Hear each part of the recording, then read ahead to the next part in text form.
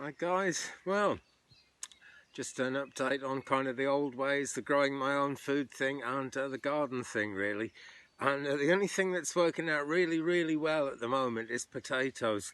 We actually had a frost since the last video and it killed off just about everything that had grown, but it did nothing then for about a week, and then the potatoes started growing again and they're doing really well at the moment, so we'll take a look at those. And I call this my own private Idaho because it kind of reminds me of the B-52s song, because like Idaho is the potato state.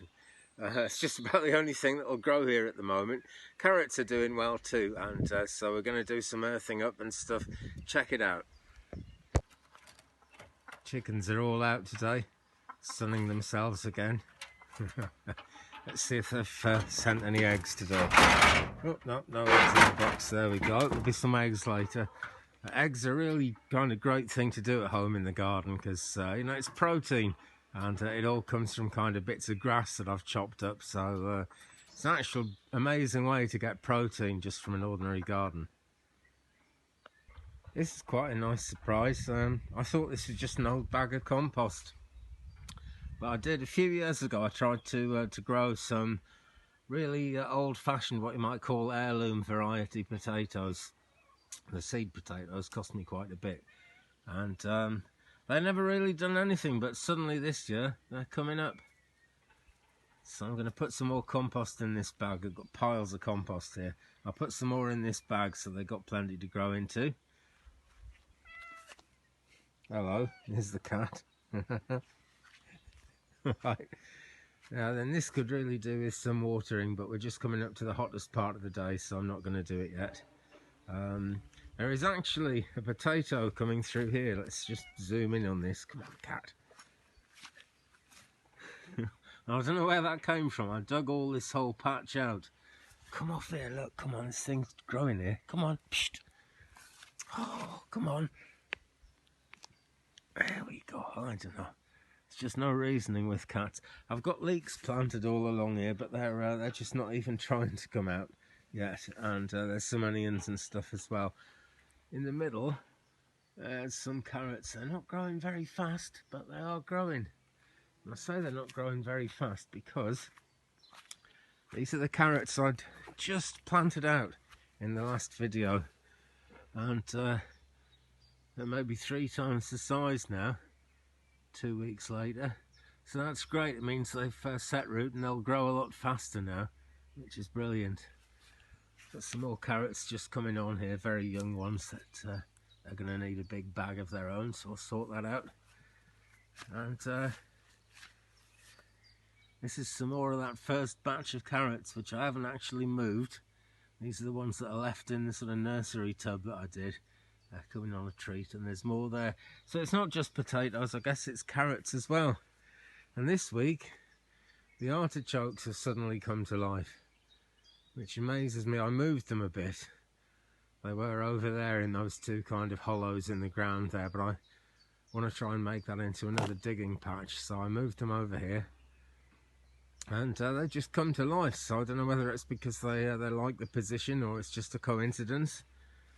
But they came to life pretty well as soon as I moved them. My cat's always alive. Here's some more carrots I planted out a couple of weeks ago. I'm getting loads and loads of carrots coming through, but at least it's something to live off if we get into food shortages and stuff. There's the leeks, still doing reasonably well. There's some more leeks that haven't done anything at all. There's some chives there which are all overgrown with weeds, but at least they're chives. And the rhubarb's coming up too. So we'll have a look at the potato patches. Over here first, this one's well, there's actually 2 coming to life. Look, there's one tiny one there, and this is a separate potato plant, and it's actually doing something now. That got frosted off the other week, and so did these. You can see where it's sort of very yellow here. That's what's left of where the frost got them, but they went right down to nothing and they've come up to this. So they're growing, which is nice. And then over here, these are really going for it now. They're not very big because it's stony soil, But it's just like waste not want, not get them in, get them growing. It's the only thing to do really. So there's quite a few of those coming through now, which is nice. But let's come over here and look at the next patch. Now I planted these about 3 weeks later than I planted the other ones, but they're much bigger. These are Rudolph supermarket potatoes. They weren't even seed potatoes. And the trouble with that is you never know. They're likely to have hybridized with something else when they were growing. So the potatoes in the bag were pure Rudolph, but whatever they grow next might not be. But these are doing very well the way I expect Rudolphs to do. And I'm well chuffed with them. More seed potatoes in here. As far as I can remember, these are Sharps Express. And so are those ones. And these are going to need a bit of earthing up, which we'll do in a minute. I've dug a patch here. This is for the purple sprouting broccoli. Haven't planted it yet, but I'm going to plant it in this thing, underneath this thing. That'll keep it nice and warm as it starts to grow. And as these ones in the tyres get bigger, they're not big enough yet, but when they're loads bigger, I can put another tyre on and earth them up more. There's some in there. Okay, so let's earth these up. You can go about 3 tyres high with these. After that they don't grow so much. But first 3 tyres end up really nice and full of potatoes if we're lucky. And this one's looking real good. So we'll add some compost. We're covering up some of the bottom leaves now, but that doesn't seem to matter. They just seem to go over to producing potatoes. As long as most of the leaves are still showing, it's not too bad. Keep adding compost. I'm rubbing it through my hands a bit because it comes like compressed and it's all clumped up. It's important not to grow them in too shallow a bed, or a tyre, too shallow I suppose you could say, because one, that gives them nowhere to produce potatoes. You know, there needs to be plenty of soil for them to grow in, and put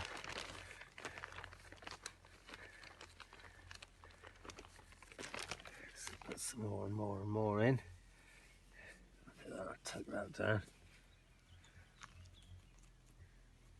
I better not go too much high, these are going to grow more. And the other reason is, when we get hot weather, and it's been very hot just lately, but we'll probably get a heat wave around August time, we usually do.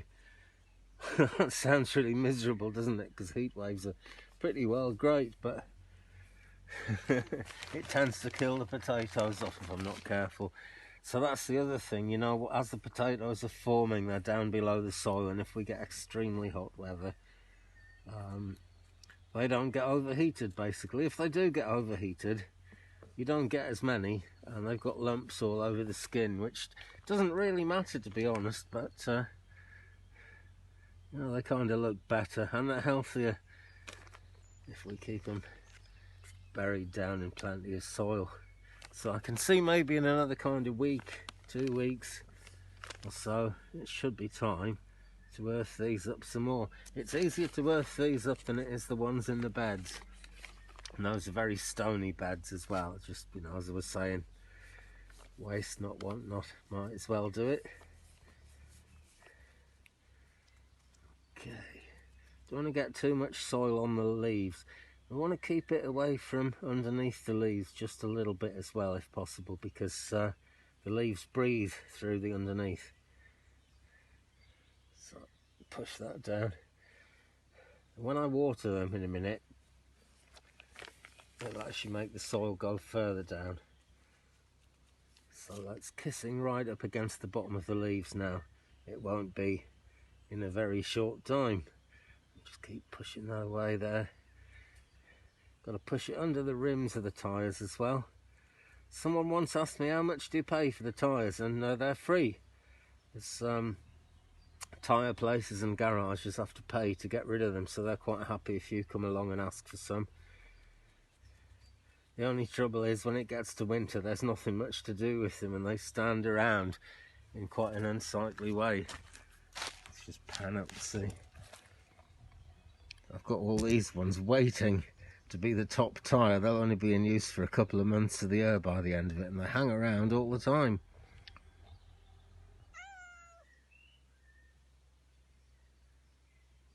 There's still loads of soil in the bag, so let's just prepare this a bit more.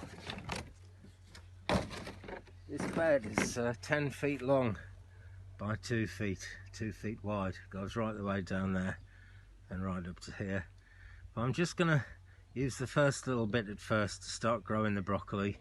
Make it a nice seed bed. It's pretty stony, as you can see, but I find no matter how many stones I take out, there are more stones almost immediately. Might as well just take those and chuck them. I just move them when I see them. And eventually we end up with less stones around. So let's just tip this lot out.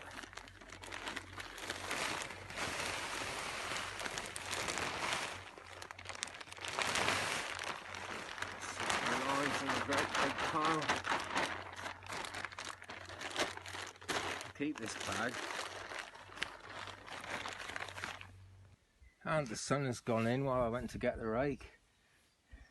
There we are. Just cover this little bit where the sort of greenhousey closhy thing is going to go. And this will be something the seeds can grow in and form into seedlings.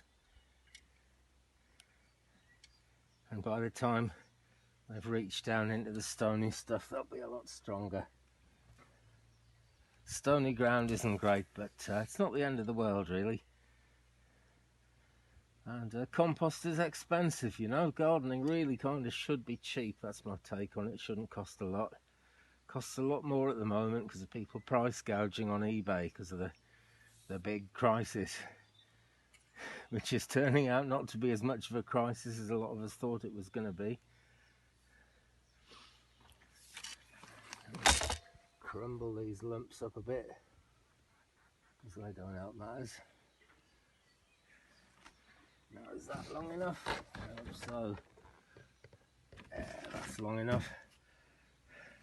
So I'll give that some water and I'll plant the seeds in it.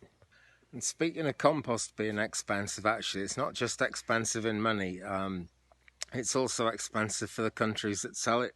Most of ours in the UK comes from Ireland, which is it's full of peat bogs and it has a lot of peat, which is great. But has it got enough? That's the question. I don't know. I'm sure they sell it more out of economic necessity than anything else. But I've tried peat-free compost, which was worm loam, and wheat grew out of it, which would be all right if I wanted wheat, but at the time it wasn't. So I just try and keep it to a minimum, you know. Got to add some compost to get some vegetables out, and I know that I'm kind of saving a lot in terms of the food supply chain. And all my vegetables have got like 0 miles on them. It's kind of about 20-30 foot walk from here to my kitchen where I prepare them. So I think I'm doing okay, but got to be mindful of things like compost. Now then, over here, this is exactly the same spot I filmed the last one in, but I have moved things around a bit, as you can see. And there's loads of junk that I dug out. I'll show you where I dug it out of now. We'll just come over here. Okay, this is where a lot of stuff was standing around before, and I've moved it. See here what's left of a compost heap that was covered over by a carpet, and that lay dormant for a couple of years. And it's kind of very, very dry and dusty at the moment because we haven't had much rain, but that stuff down there is kind of full of old banana skins and stuff that have rotted down and turned to dust. So I'm digging it out as close as I can back to the edge of the garden here. I've put a stick in to kind of mark the corner there, and 2 more sticks down there. So I'm going to be digging this, try and make it into another nice long bed. I don't know what I'll put in it yet actually, but it depends what grows. So as you can see, I've got a lot more carrots than I thought I was going to have. So I need at least another 2 more bags like that, or maybe a big bed. But they seem to be growing better in the bags at the moment. So I might put some more potatoes in here. And there's the artichokes again. I laugh because I've never actually eaten artichokes yet. I'm not sure what they're going to be like, but some people call them fartichokes. So maybe they're not that good. I don't know, but I'll be finding out later in the year. Put the canes in there because artichokes grow tall, and if I sort of surround those canes with string, then the artichokes can lean on the string, because they grow so tall they just flop over if you don't support them. So I need to have a good junk fire here and move all these stones as well. Probably make a nice path with all the stones I'm pulling out. They're everywhere.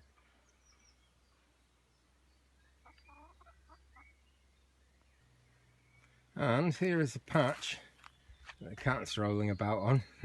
Here's a patch that I started clearing yesterday. Still a bit of a tip, but it was where my big wood pile was, and I cleared most of the wood pile. That's what's left of it. So I need to saw that up, get it ready for the winter, which isn't coming for a while yet, I hope. And over here I nearly came a cropper yesterday. This is my own private Idaho because there's hardly ever anyone else here, and there was no one here yesterday, and I fell down this bank into the brambles because I was trying to move this thing. It's an old chicken run which is completely rotten, and had it, and I was going to dismantle it, but I can't find my claw hammer anywhere, so it's just got to wait there. And as I was putting it there, I sort of fell down the bank.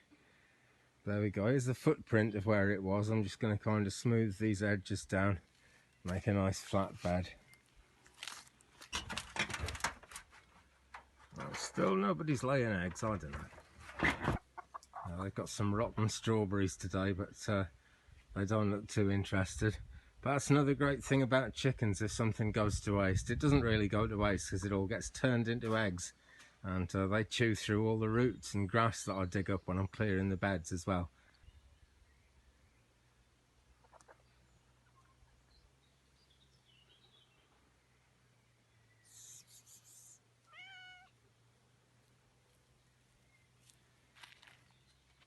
So that's my little bit of paradise, my private Idaho, my veg growing for this week. Actually, before I finish, I will quickly show you the potatoes around the front of the house, which grew really fast. You never kind of know where things are going to grow best. It varies from one year to the next. The last couple of years I've planted potatoes out the front of the house in tyres, and they just haven't grown at all. But I put some in there this year and they are massive. Wish I'd put them all around there really now, but what can you do? I didn't know.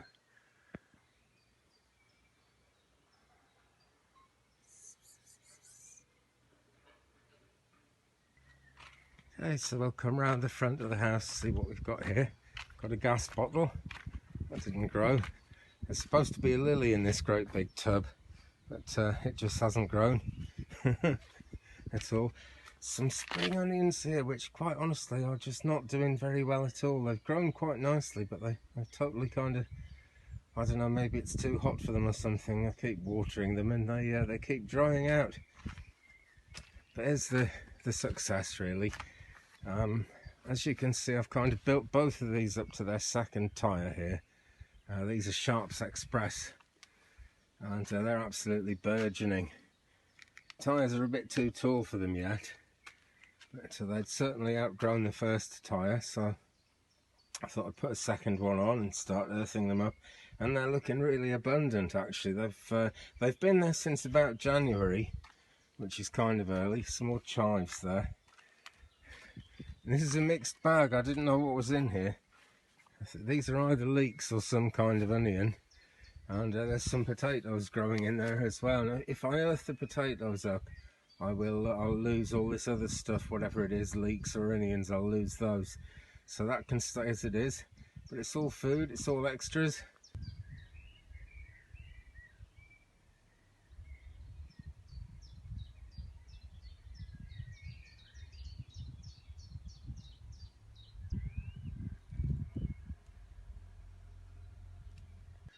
So there we go. Thanks very much for watching. Thumbs up if you've enjoyed it. Leave me a comment. Let's share the journey. What are you doing about growing food, or are you not bothering? I mean, stuff's cheap enough in the shops, isn't it? And I think the panic we've had about not being able to get food might turn out to be not too much of a problem after all. But what do you think? Let me know. I'm all ears. You know, anyway, yeah, thanks for watching. Take care of yourself, and see you again very soon. Peace.